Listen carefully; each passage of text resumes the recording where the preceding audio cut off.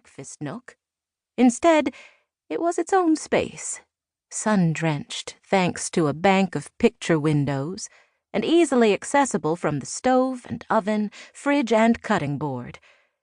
Mema had always believed that mealtimes weren't about one person serving the others, but about everybody working, eating, laughing and crying together. Closing her eyes, Morgan tried her best to tune into the sensation of her sip. She opened her eyes and looked at Emmett.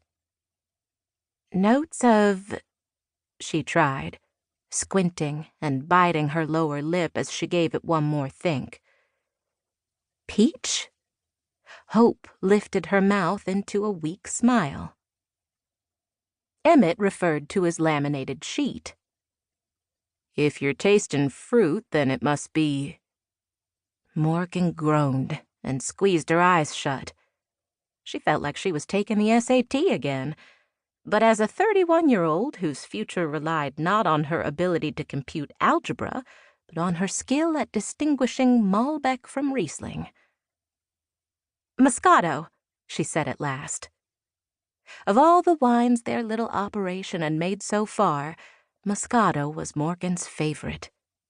It reminded her of summers on the farm, the easy, sweet days that stretched on endlessly. Their Moscato was perhaps going to be the best seller, once things got rolling, both with the vineyard and the winery and tasting services. "Ding, ding, ding!" Emmett squeezed her hand atop the table. "Notes of peach. What else?" The test wasn't over. "I'd say it's definitely sweet, lower acid, but it is crisp." He nodded encouragingly. Morgan went on. "The mouthfeel is more like sweet tea than whole milk, so it's light-bodied." "Can you be more specific?" "Yes." Morgan plucked the stem of her glass and lifted it first to her nose again, then to her lips. She took a longer sip this time. Again she let the liquid coat her tongue and slip behind her teeth before it slid down her throat. Her eyes remained closed. After several seconds, she said, "Crisp but delicate. Sweet with a light body and a smooth if short finish." She opened her eyes and smiled brighter at Emmett. He studied her soberly. "What?" Morgan's face started to fall. "You know this. You're doing great." Emmett laid the card down and picked up the glass Morgan had tasted from, sipping it too. "And so is this." It was a miracle. After just 2 weeks, Morgan and Emmett, together with help from Amber, Julia, Geddy, and Uncle Gerald, had fashioned a decent wine sampling from their very own supply of heritage fruit. What's more, Morgan could identify it. Everything related to the family business was shaping up nicely.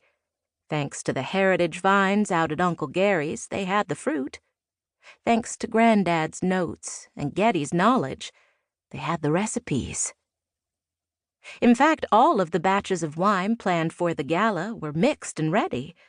Some, like the one they were testing from now, were already fermented well enough to sample. No, the wine wasn't aged. That could only come with time, and it was a part of their vineyard and winery that Morgan knew needed to be established up front. Customers and guests would have to know that this business was only just emerging. The wine was, well, fresh. Not ideal, but it was genuine. It was a start. Now that everything was set and fermenting, all Morgan and her team could do was wait. Well, wait and pray. And plan. There was always more planning to be done. Morgan pulled a notepad and pen in front of her as Emmett finished the wine. "Okay, so we're looking at October 8th for a soft opening." "Soft opening," Emmett echoed. "What exactly does that mean?"